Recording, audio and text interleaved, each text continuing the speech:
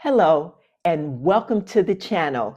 In this video, I will tell you my number one mistake when adding vertical gardening to my vast array of tabletop gardens. Hi, my name is Adrienne Atkinson. I am an indoor hydroponic gardener. I grow over 80% of the produce that I consume here in my two-bedroom apartment without the assistance of a balcony. Most of the systems, or many of the systems that I have, are aero gardens. I have aero garden Harvest, Sprouts, Bounties, and Farms. But recently, I decided I wanted to vertical garden. And with that, I purchased the Gardyn system. I have a Gardyn Studio as well as two Gardyn Home. And that's how I grow 80% of the vegetables that I consume. But in transitioning to vertical gardening, there was one big difference between what I was doing with my aero gardens and what had to be done with the vertical garden.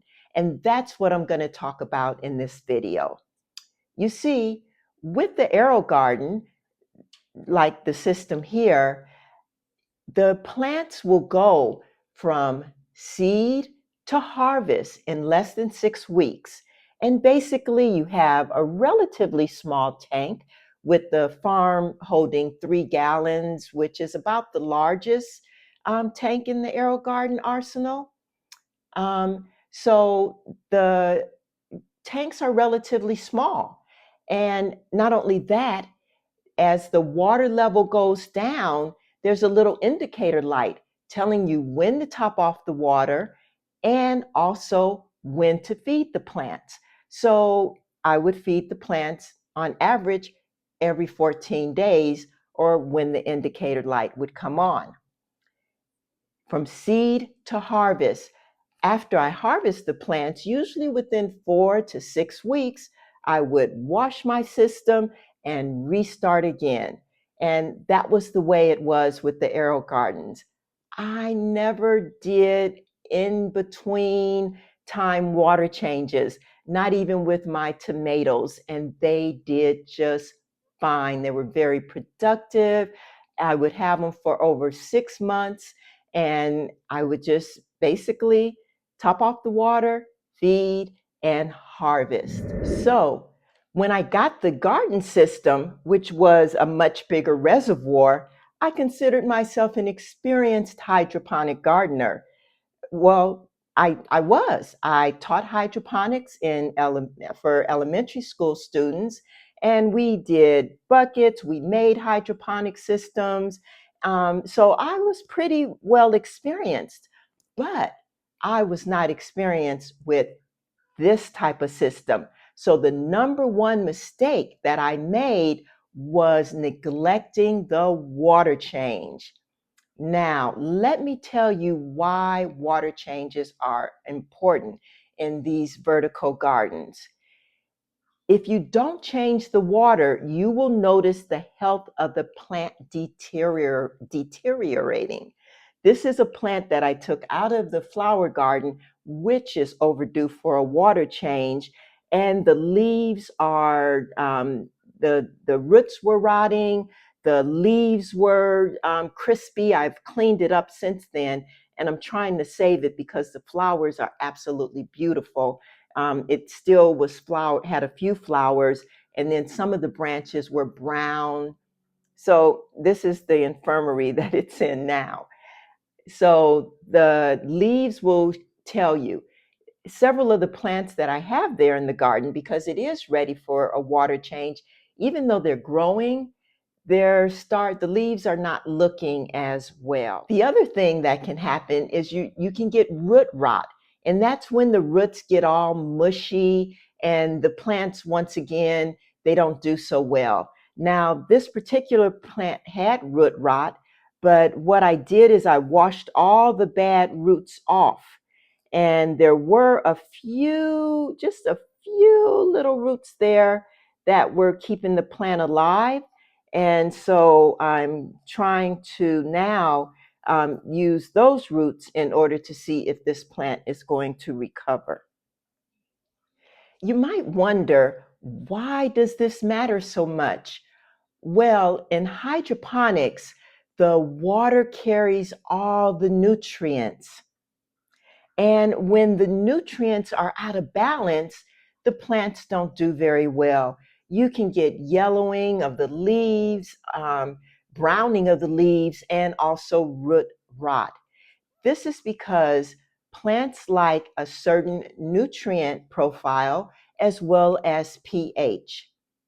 So, plants in hydroponic systems like a pH between 5.5 and 6.5.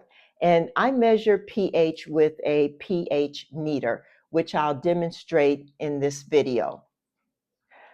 The pH measures how acidic or alkaline the water is, and plants prefer a pH between 5.5 and 6.5 in hydroponic systems. So the pH is measured with, I measure the pH with a pH meter, which I'll demonstrate for you. The other thing that changes is the parts per million, ppm. And the ppm tells how much nutrients are dissolved in the water. There's another term that you may hear from time to time, which also deals with nutrients, and it's EC, which stands for electrical conductivity. Now, I use parts per million and pH in order to monitor my gardens. So those are the two that I'll discuss in this video and future videos. When the pH is off, plants aren't able to uptake the nutrients that they need. And that's why they start to look sad. They can even die in the system, get root rot, yellowing of the leaves, and so forth. So it's important to take regular readings when you have a larger tank and to also do the water refresh.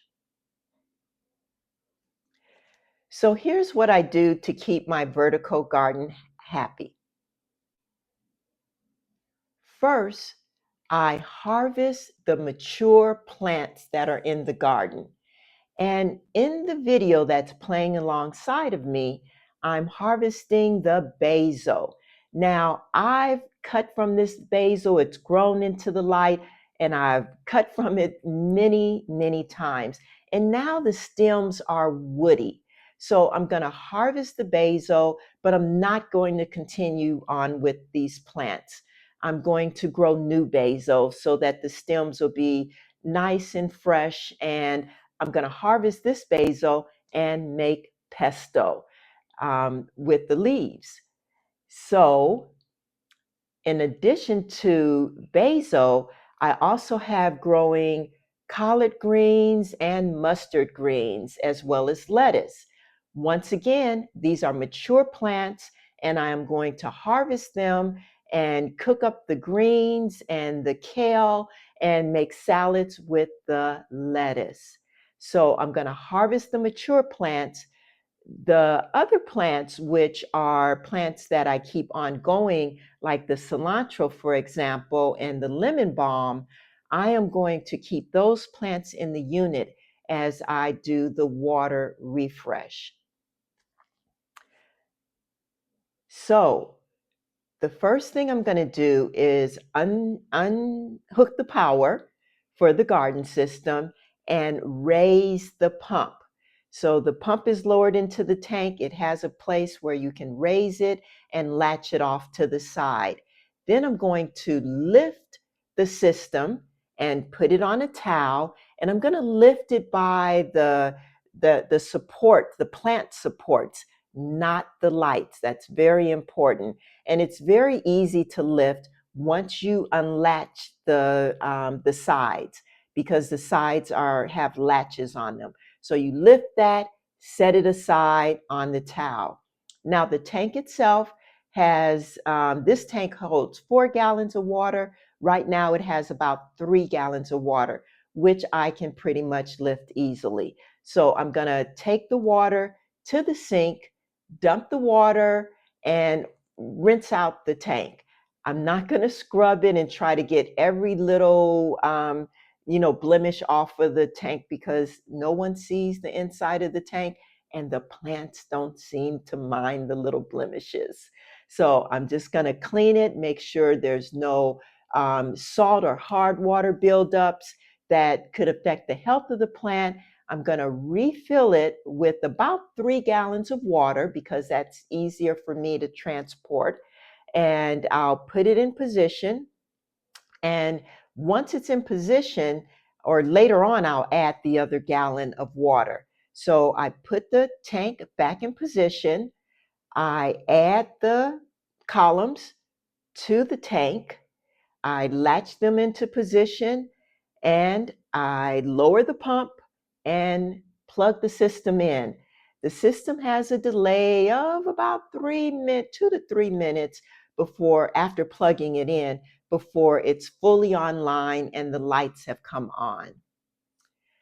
After I reassemble the system, I am going to add nutrients to the water. I'm going to bring the water up to the to level, and then I'm going to add the nutrients to the water. Now, the nutrients, I add them before I take my water readings or adjust the pH, before I adjust the pH, because the nutrients will change the pH of the water. So I'm going to add the nutrients. In this case, I'm using Maxi Grow, which I'm switching. I'm switching from the garden nutrient, this water change, to the Maxi Grow. And the reason I'm switching is because this one seems to buffer the water a little better, and I want to see if they do better with the Maxi Grow, the plants in my kitchen garden. So I'm going to use the Maxi Grow. I dissolve 1 tablespoon per gallon, shake it up in a container, and then add it to the tank. Then I'll run a water cycle. But before I run the water cycle, I need to cover up the holes that I'm not going to use, where I harvested the collard greens, mustard greens. I removed the basils, and you understand what I'm saying. So in order to cover the holes, I'm going to use foil over a 2-inch net cup.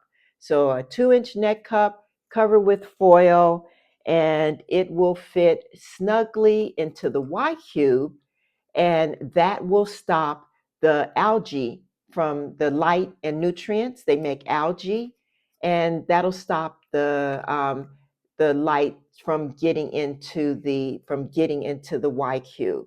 So I'm going to cover the Y cubes, and I'm going to also, I have some new seedlings that are ready to go into my system. So I'm going to put the new seedlings in my system also. So after I get the nutrients into the system, I'm going to check it with the pH meter. Now, this meter is really nice. I bought it on Amazon. I've had several. I've had one that checks the pH, another one that checks the ppm.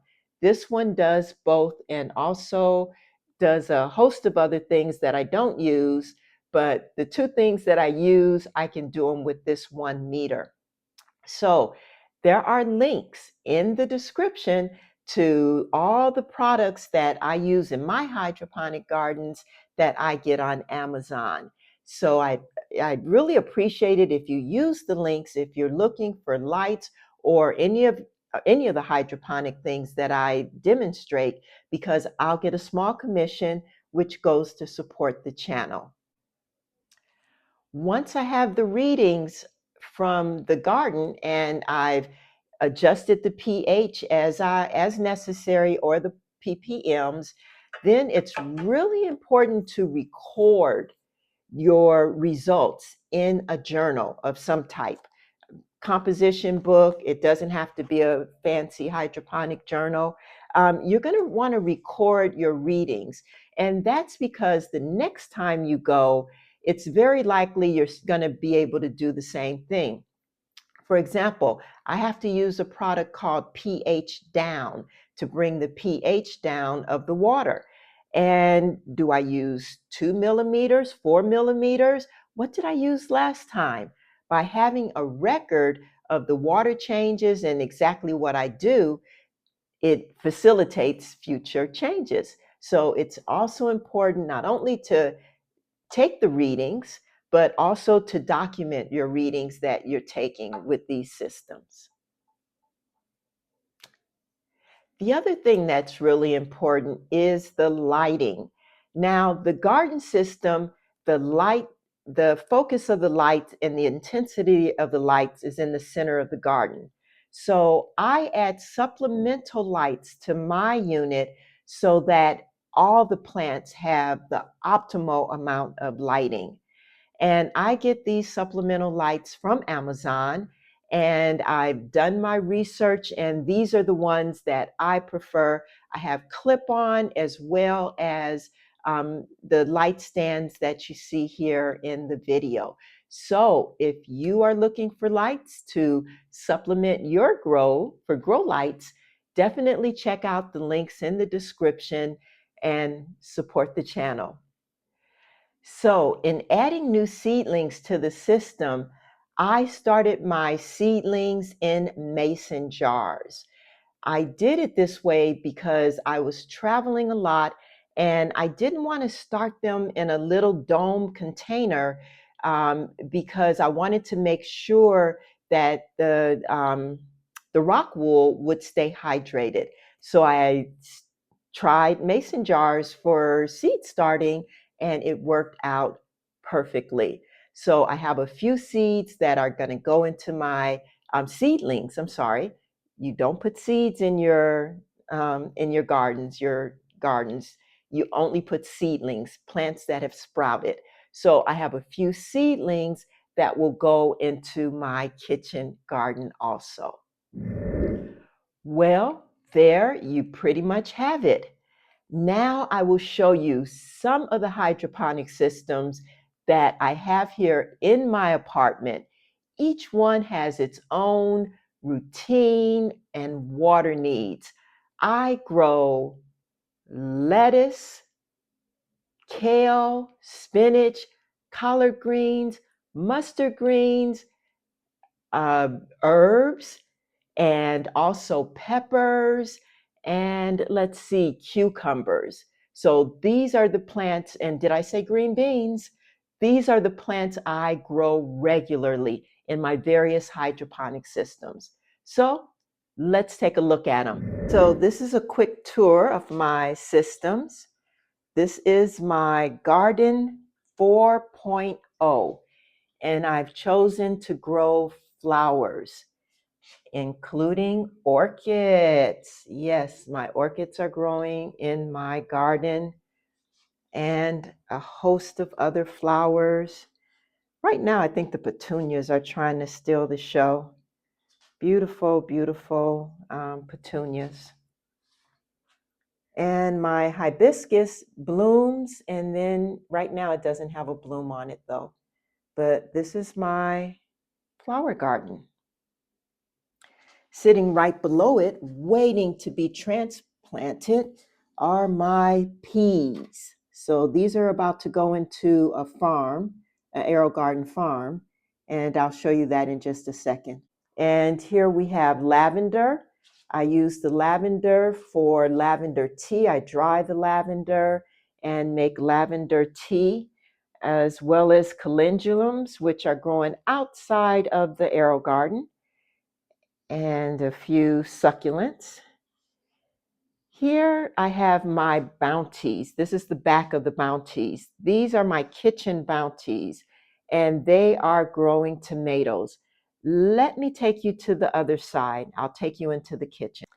So in the kitchen, let's get some light here. I have my AeroGarden bounties, which by far are my favorite unit out of all my units. I love these AeroGarden Bounty Ultras. And I'll compare my different units and why I think this is the best, the best unit ever is I think the Garden Bounty Ultra.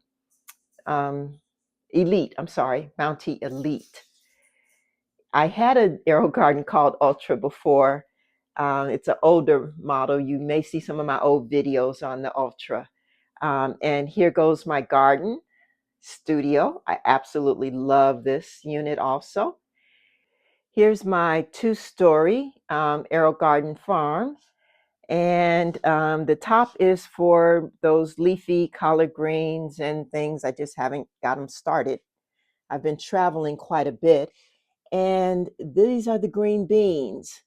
So you have two types, the type that I usually grow and another type, and I'll put the names on the screen. It's a smaller variety, and I don't think I'll grow it again. I actually do so well. You'll have to check out my green bean video. I do really good with green beans. They are definitely a staple in my diet. This is my Gardyn 3.0 farm, and it is overdue for a water change. And that's why some of the plants don't look as nice as they could look. Um, and this is going to be the project, the next water change. So this is overdue for a water change. Some of the leaves are starting to show stress. I'm sure that there's roots that need trimming here. This is going to be a major this is going to be a major project. I have peppers growing. These are the bell peppers. So I have bell pepper plants. I have jalapeno pepper plants. I have a few new um, and different pepper plants that are here at the top. I'm gonna move those to a position where they'll get better lighting. They're not getting the lighting that they need up there. Um, and here you go. Oh, by the way, that's Lake Michigan out there. I live off of Lake Michigan. And there's more peppers and tomatoes. That's the other thing that I have here. You can see a few of the tomatoes coming ripe. So peppers and tomatoes are what I have in this garden. And this is where my clip-on lights are. In order to light the sides so that the entire garden can be used for fruiting plants, I use additional clip-on lights, and I'll link those in the description. I'd like to leave you with a few tips if you're upgrading from a small hydroponic system to a larger hydroponic system. The first tip, test the water regularly. Every time you top off the water, you do a water change, you're adding nutrients, make sure you have uh, a, a meter to test your water in order to ensure that your plants are able to uptake the nutrients and there's not a nutrient blockout, which will happen if the ppm or the pH is not within the right parameters. Schedule your water changes every 4 to 8 weeks. I usually do mine around every 6 weeks because, once again, the water is going to accumulate particles and salts, and the nutrient profile will not be what the plants need anymore. The other thing is be sure to use nutrients that are formulated for hydroponics. Now, some of the nutrients I use depending on what I'm growing, I like the Maxi Grow. I use the Gardyn nutrients, and these are powders. And the one that I use the most is perhaps the Maxi Bloom. I'm on the second bag of this one since the first of the year. No, since December. I'm on the second bag. And I use the Maxi Bloom for everything that fruits, like peppers and tomatoes are basically. And at one time I was growing watermelon. I did a watermelon experiment. and my green beans, because those are fruits too. I also use the AeroGarden nutrients. So make sure that you're using nutrients that are optimized for the types of plants that you are growing. And I would like to invite you to subscribe to the channel and like the video, because I have additional videos on each item that I grow in my hydroponic apartment gardens, and that's over 80% of the produce that I consume. And I will be giving tours as well as explaining the different nutrients and why I use the nutrients, the life cycle and water cycle, the life cycle, water change cycle of the various plants. Now, you may want to watch my, if you haven't already, my video on green beans. So as you can see from the tour, I have a lot more to do with my hydroponic gardens. So join me, subscribe to the channel, like the videos, check out my green bean video, and join me on upcoming videos. Turn on notifications if you would like to receive notification of when I post videos.